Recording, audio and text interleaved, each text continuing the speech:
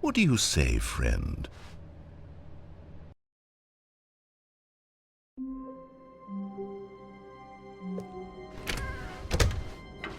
Psst! Stanley! Come over here! Oh, you don't want to see the cool surprise I made for you? Well, fine. You're a dork anyway, so... Oh, never mind. You're not a dork.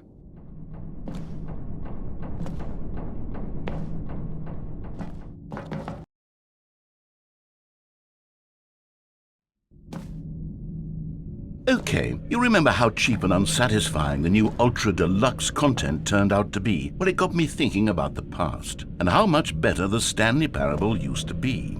So I made something special and tucked it away here where the game's developers won't find it. Just our little secret. Take a look.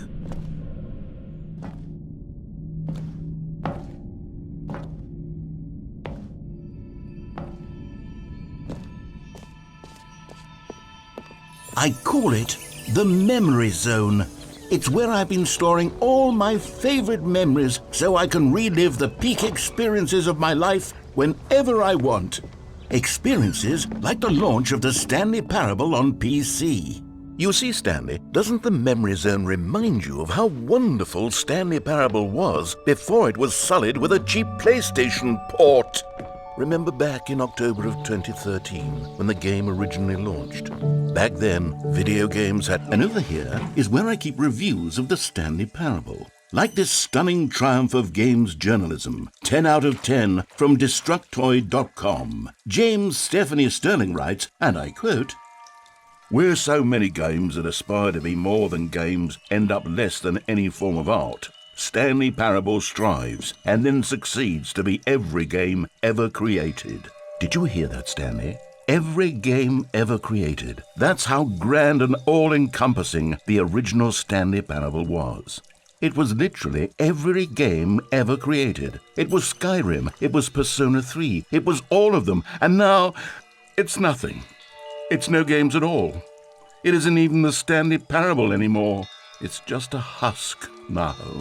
A lifeless husk with an hour of new elevator content.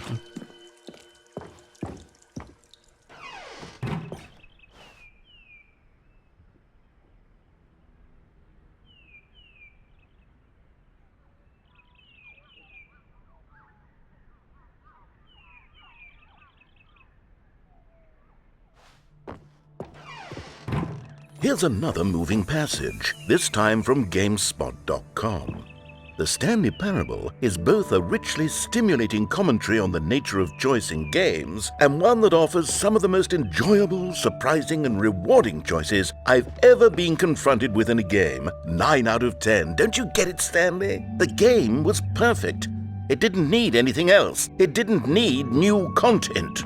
All they had to do was transport it in pristine condition along to the PlayStation, boom, done. And they couldn't even do that. Couldn't resist the urge to go meddling with a beloved franchise.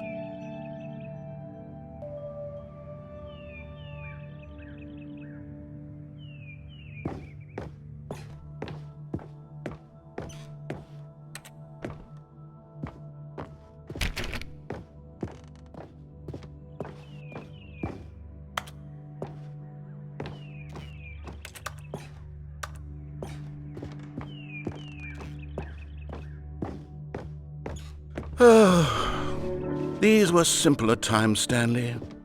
But I wouldn't give to go back to have it all over again.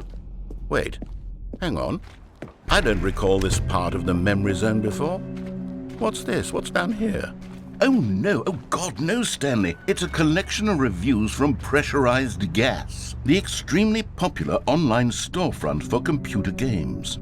I haven't looked at these in years. I can't even imagine what's been collecting down here. Surely these reviews were glowing as well, weren't they? Honestly, I could not be bothered to play this game to full completion. The narrator is obnoxious and unfunny, with his humor and dialogue proving to be more irritating than entertaining. Unfunny! I'm not trying to be funny. I'm trying to make a serious work of art. I suppose I could write up a handful of gags to insert into the Stanley Parable, but the game is already such a densely layered web of profound philosophical insights that I can't even imagine where I'd have the room to stick them.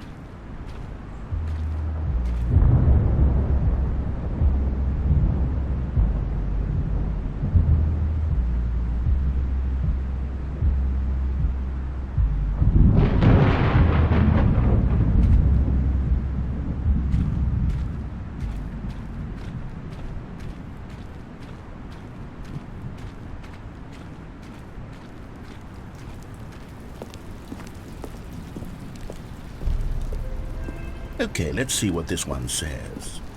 While the idea for the game is good, for someone who prefers non-linear games, this preachiness gets annoying fast. Preachy? Stanley? I'm not preachy, am I? You can tell me if I'm preachy. Honestly, you can. Oh, goodness. This is actually quite shocking for me. To be honest, I had always thought of the game's dialogue as being rather terse to begin with. You can't know how much fluff I cut from the game to get it to feel as light and airy as it... Well, I always thought it did. But maybe it wasn't. Oh dear. What an awful memory to have to hold on to. These black marks on my otherwise unimpeachable track record. I feel like a failure. Like I let these people down. Perhaps the Stanley Parable isn't quite as sterling as I always remembered. What's this one got to say? You constantly have to stop doing anything so the narrator can catch up with his long-winded explanations of what's happening. I wish there was a skip button. A skip button? Well, yes. Yes, I think we can do that. If I'm truly too preachy, then maybe letting you skip ahead for just a moment, surely it couldn't hurt. Not if it means we can strike these negative reviews from the record. Only positive reviews of the Stanley Parable. That's my motto today, and it's always been my motto. I'd do anything for the customer, Stanley. Yes, a skip button we shall have. And here it is. Oh, you're back, you see. You were only frozen in time for a few minutes, but it was plenty of time for me to deliver a long, rambling monologue full of unnecessary verbal flourishes and lengthy ruminations on the Well, there's sport. You really did catch me rambling on a bit, didn't you? But that's the power of the button. The minute I start to go off on a thoughtless display of self-absorption... Okay, welcome back, Stanley. Now, I should say that the amount of time the button has been skipping through is becoming longer and longer. That last one was, well, I want to say maybe 30, 45 minutes? Stanley, please don't push the button again. It's been 12 hours. You've just been frozen there. I don't know why the skips are getting longer, but they're... Oh, Stanley, you're back. You're back. Oh, my goodness. I have someone to talk to again. Stanley, I think it's been a week. Or 2 weeks.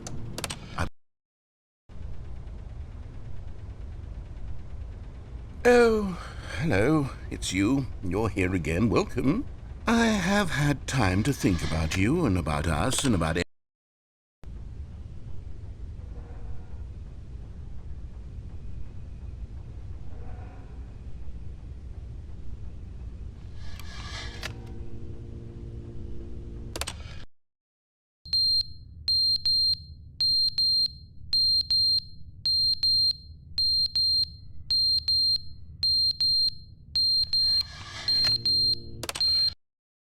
But they didn't understand the game was never meant to be funny. It was meant to have a point. It was meant to speak to the human condition. But where are the jokes? Where are the jokes? They bemoaned, they screamed, they gnashed their teeth and...